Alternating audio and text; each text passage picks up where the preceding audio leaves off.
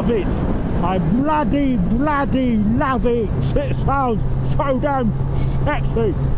Oh, cool, blimey, mate.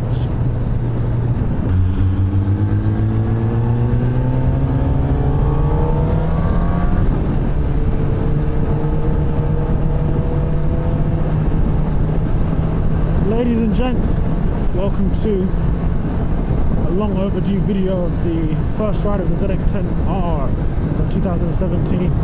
It's the same as the 16 model because this was made Euro 4 from 2016, ready for this year, 2017. First thing I've got to say I love about this bike, the QUICKSHIFTER. Oh damn! To be fair, I haven't ridden any other bike with a QUICKSHIFTER, but I can see why people love them, man. You haven't got to do anything, just ping it and just sounds good, man. Sounds good. Makes you feel lazy too. So yeah, first 1,000 super sport I've actually ridden. It's a nice bike. I've always said I've always been accustomed to naked bikes, which is what I like, and I'm more of a town street rider. I've only ever done one track day, and even then I was testing the new 2017 bikes as you've seen in the Quarter Mile videos earlier on the channel. But this bike is it's a nice bike. It's a very lovely bike, smooth, easy to ride. It's roomy for a big, I mean, I'm only 5'10", but I've got long legs and a short torso, long arms, long legs and a short torso, so I feel a little bit cramped, but to be fair, there's still room in here because usually your knees can go up to where the tank is. I don't know if you can see here, so I've still got a tiny bit of room, but I just feel cramped, maybe because I'm accustomed to having space on a naked bike. Would I own a ZX10R? It depends. My commute to work, believe it or not, is only 4 minutes door to door. So ZX10R would be really overkill. So it'd be more of a weekend toy for me if I had one of these. But if it was just a weekend toy, yes, I'd love one. Especially when you do a lot of the twisty stuff, having that quick shifter makes things a lot easier. And then when you're going on the track as well, it's a weapon around the track. I'm actually just coming from a group ride I organised. A group track day I organised just now, and I got Luke Mossy to come down and show the boys around the track, show them how it's done. It's at the Brands Hatch Brands Hatch Indy circuit we just did today. I didn't ride this around the track. To be honest, I wouldn't have wanted to bin the new demo bike for South London Kawasaki, which is actually up for demo now. So if you're looking to try the new ZX10R and you're looking to buy one, then give them a call. I'll put the details below for contact details. But yeah, no, really lovely bike. It's got 5 levels of traction control. Last year, well, the old model, which ran from 2011 to 2016, had 3 levels of traction control.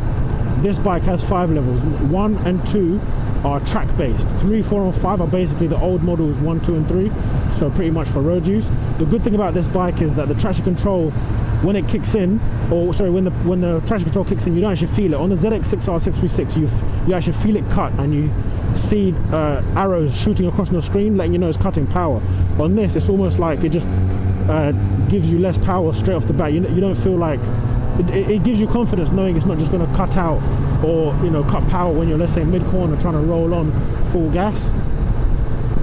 Not that you can do that on the streets really with the kind of power this bike has, but so I've been told from those who have been riding it on the track today. As you can see in front of me, I've got a friend of mine who's also got one. He bought it from South London Kawasaki too, and then there was actually another friend who you'll probably see earlier on in the video, and he also has one. So today we had about 4 or 5 people who had the same ZX10R. So yeah, it has power modes: full power, medium power, low power. You can actually change all of that while you're on the fly. All you got to do is close the throttle and press these buttons here. I'll show you that in a second, but let's quickly get around this traffic. Oh, by the way, I'm not speeding. It's in kilometers per hour, not miles per hour.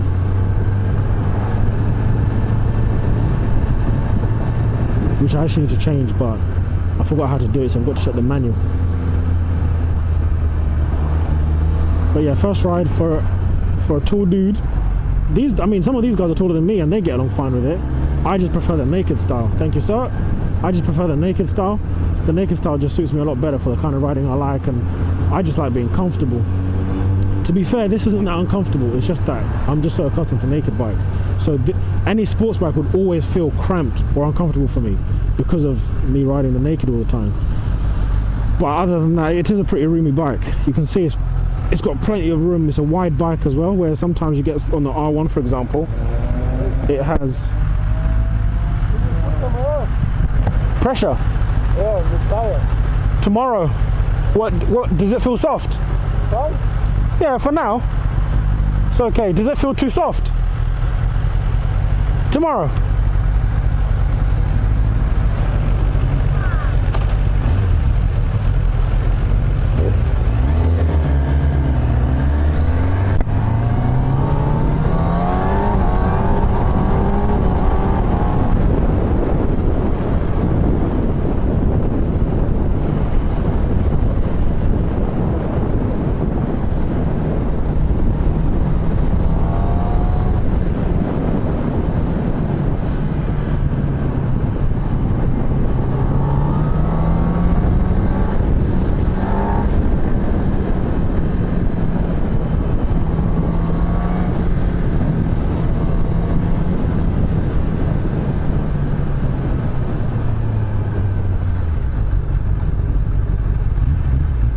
Quick little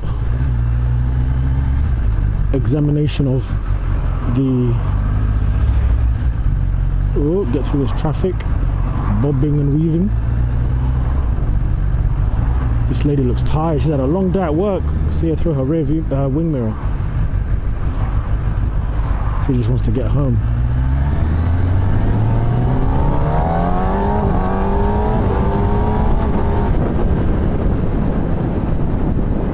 The QUICKSHIFTER is I'd love to put one on my Z1000, and I know that would sound beast because of that straight through exhaust I've got. Anyway, I digress. So you've got you've got a lap timer on this as well, by the way. Not that they allow you to use it sometimes on track. Sometimes tracks tell you should be using lap timers, but yeah, this has one. Has a cable clutch, not hydraulic. Have I lost him?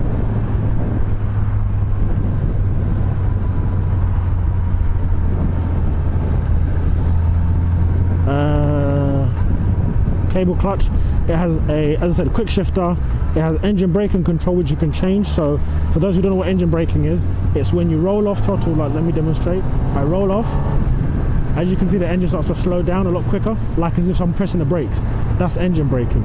So you can actually turn that on or off, and if you turn it on, the bike will slow down a lot quicker than when you just roll off and let the speed kind of go down by itself. Then you have eco mode. So if you're riding nice and sensibly, you can try and get as many miles per gallon out of the machine. But to be honest, not many people buy a ZX10R for miles per gallon. So yeah, other than that, wing mirrors, visibility is pretty decent. It has been even on the last model, because they're pretty wide on these. But most sports bikes tend to have decent visibility anyway, to be fair.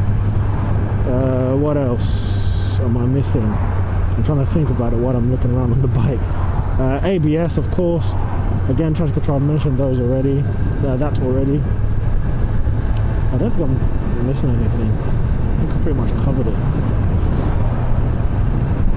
Have I lost him? I think I really have lost him. To be fair, it's a straight road, so I'm sure he'll catch up. There he is, I see him at the top. I think I might peel off. Oi! Always got to be ready for that red light. Possibility. There he is.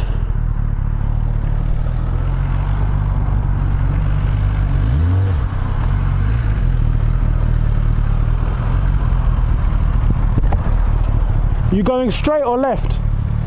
Straight. Getting myself back onto the pegs after my legs are down. In this one piece, to be fair, it's because I haven't worn this one piece that many times. So to be fair, maybe that's why I feel cramped on this as well. I've only worn it a handful of times, so I'm sure if I had it for a while, if I wore it for a while, it'd feel a lot better. But yeah, it is the situation right now. Oh, that way would have been a bit better. Twisties. Watch the car. There you go.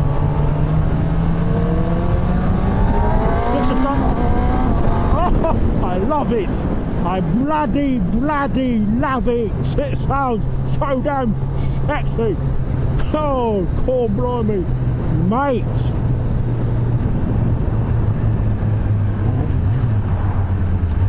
I want everything to have a quick shifter. Bloody car should have quick shifters. I know cars have dual.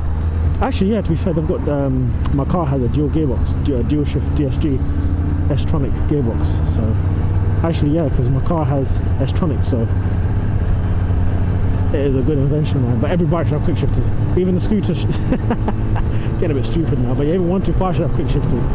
Man, you need one in your life. If you've never ridden on the bike with a quick shifter, please just go and test ride one, just so you feel what it's like. Also, you're not really supposed to use it if you're not opening the bike up.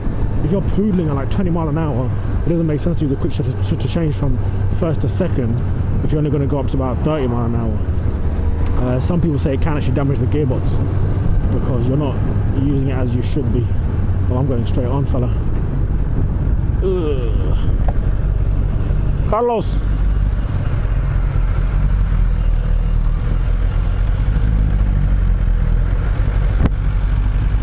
Ondale. Oh, I almost forgot. It has launch control too. Yeah. Let me know about the pictures. I'll message you.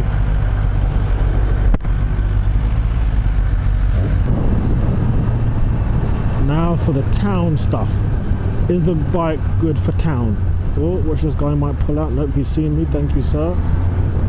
Ice cream man. In town there's so many. Oh, this reminds me when I did hazard and perception. You spot all the different things that might jump out and make you crash. Then I did a bike safe course too, which is pretty decent. If you guys haven't done bike safe, do it. Helps you with road positioning, and you might learn something that you think you might already know, but you don't. So lane position. I remember before I went to do it, after I did it, or whilst I was doing it, I saw so many things I was doing wrong. Yeah, I thought I was okay on the road. So thankfully I've incorporated those into my riding now, and it does help, honestly. So yeah, I definitely suggest you go and do one. It's only about 50 quid, done by the police. So yeah, I'd say it's a good shout. It's worth it for a day. 50 quid worth of training. Any motorcycle training, to be fair, is pretty decent. Instructor training by authorised people, of course, not by your mate Billy Bob. But yeah,